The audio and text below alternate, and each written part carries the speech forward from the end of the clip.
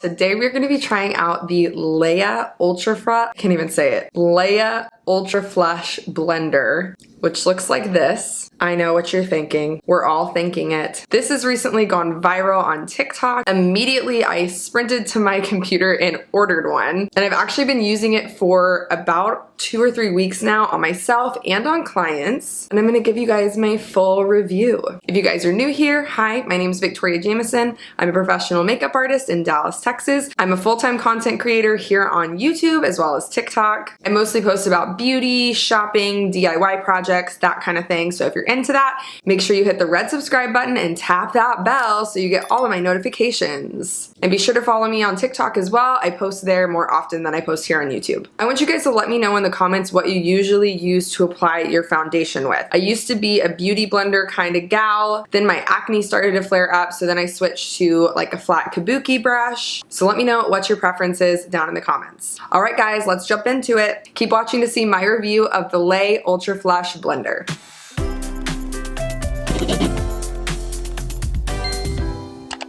So besides the shape and, you know, boinginess, it's actually developed by a professional makeup artist, which is what intrigued me about it. So it was designed by Bo Nelson with artists in mind. And according to their website, it has a closed cell polymer and it doesn't absorb makeup or skin debris or bacteria. You use 50% less product, which is awesome because it saves you money. And as artists, it saves us from going through a ton of product in our kit. So because of this texture and that it's kind of sticky, you're not gonna wanna just toss this in your makeup bag. So it comes with this magnetic case, which is really nice. It just kind of fits in right there and you can close it up. It's ventilated so it can drain after you clean it. Pretty fancy. Now the thing a lot of people are talking about with this blender is the price point. So it actually is about $60, it's $59, which seems very high, but I'll be interested to see how long this blender lasts. So maybe I'll do an update for you guys. And this seems to be a relatively new product. There's not a lot on their Instagram. There's no other products on their website. So I'm interested to see what they kind of have in the development for the future or if this is just like it. Now this is supposed to replace like anywhere you would use sponges in your makeup routines. I'm gonna give you guys a demo and do a full face using my Leia. It comes in 2 colors, pink and lavender. I got the pink one because it's all it had on the website when I got it. And the one thing I don't like so far is that it does get a little bit stained from product, which I mean happens. We can't expect everything to look brand new all the time. My clients that I've used it on have been really impressed with how much coverage they've gotten. And I wanted to wait to do this review until I tried it on different skin types just to see how it worked with different people's skin. So I've already prepped my skin. I've applied my hyaluronic acid serum. Really quick, I'm gonna go in with 2 of my other favorite prep products right now. I like this eye brightening balm because it gives a little bit of extra moisture to my under eye area, and we know that area can get kind of dry and have some creasing. And then I'm gonna apply the Marshmallow Primer from NYX. These were both gifted products, and I'm gonna go in on the blender with my primer. So you can apply it with the smooth side or with the textured side. The textured side is gonna be more coverage. The texture of this is like unlike any other application sponge I've ever witnessed, so it's a little strange at first. I picked a good day to do this because I do have some acne that we can see how well this covers up. Love that for me. Okay, next I'm gonna go in with my foundation. Now normally I actually wear a tinted moisturizer, so this is gonna be a little bit more full coverage than I normally do, but I wanted to show you guys just what this bad boy is capable of. I guess it really is a boy. Now I do love the design. You'll notice it's very easy to hold, which I like. There's definitely a learning curve with this because it doesn't move product as far as say like a sponge would, because it doesn't pick up the product to move it.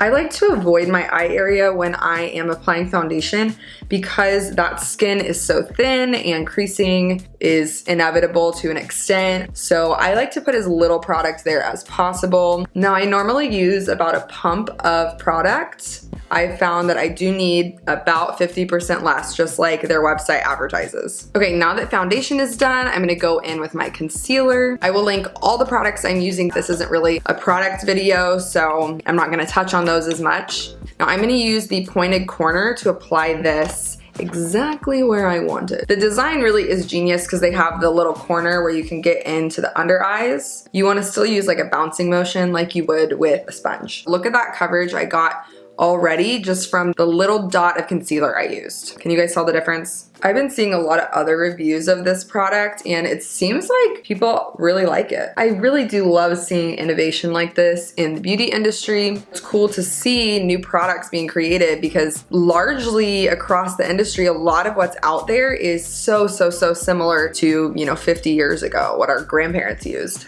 It really gives a natural looking finish and we know that there's no such thing as poreless, right? We're gonna have pores. Anyone that doesn't is photoshopping their skin or using Facetune or using some kind of beauty filter. You can tell that this definitely doesn't cause excess product to set in your pores because you don't need as much product. All right, we're gonna move on to cream bronzer. This is actually a new product I was gifted. It's by Anastasia Beverly Hills and the shade I'm using is Sunkissed. So I'm gonna use the very tip to go in and apply where I normally would put my bronzer. Remember, bronzer is a little bit different than contour. It's typically warm toned, contour is cool toned and mimics shadows, while bronzer imitates where the sun would naturally hit your skin and add color and warmth. Both can be used to shape your appearance though. Interesting thing is that this doesn't pick up product that's already on your skin.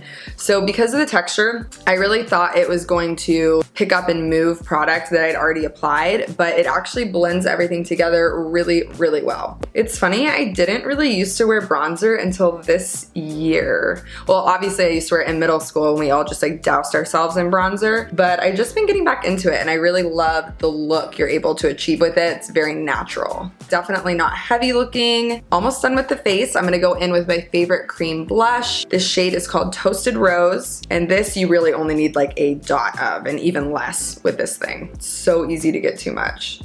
I'm still getting used to like how little product I actually need with this. It's cool because since this doesn't pick up products, you're able to use either side of the blender for everything, which you cannot do with a beauty blender. It would hold onto the product too much. You would be smearing blush all over your face. All right, I'm gonna go finish the rest of my face and give you guys the final pros and cons from my perspective as a makeup artist. Let me finish my face and we'll talk final thoughts. Okay, here's the final look. I have not put any powder or anything on my face. Pretty impressive. So final thoughts on the Leia blender. The pros, you use a lot less product. I do think it's better for acne prone skin because you're not gonna have to worry about spreading bacteria, or as a makeup artist, you're not gonna have to worry about constantly using disposable sponges. The design is really easy to hold and use, and it's designed well for the face. I love the separate sides for different goals with application. This carrying case is amazing because you can actually dry the product in here after you wash it. Very convenient, and you get a very natural finish with your products. The cons. I don't think this works well with stickier primers. It works well with those types of primers where your skin